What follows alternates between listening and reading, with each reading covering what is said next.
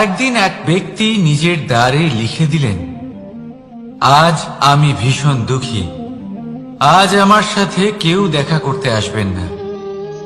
কিছুক্ষণ পরে তার এক বন্ধু এল, সে সেই লেখা পড়ল, তাও গিয়ে তার সাথে দেখা করল।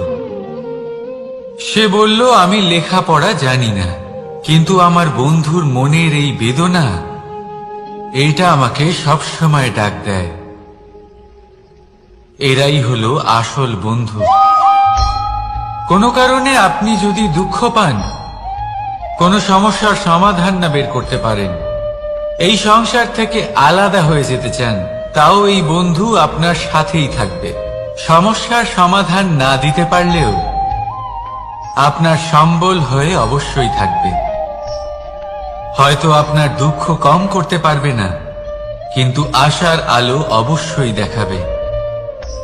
যখন আপনি সংসারের থেকে আলাদা হয়ে যান, তখনও আপনার সাথে যুক্ত থাকে আপনার এই বন্ধু,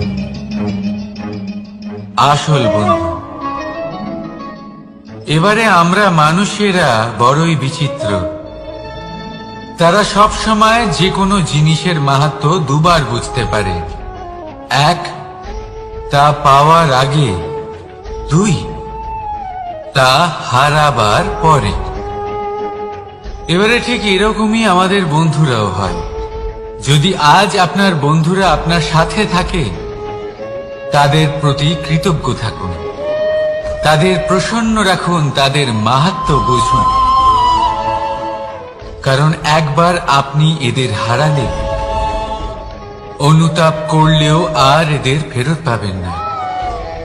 তাই ভালোবাসুন, বন্ধুত্ব বজায় রাখুন, আর আমার সাথে প্রসন্ন হয়ে বলুন, রাধা রাধা।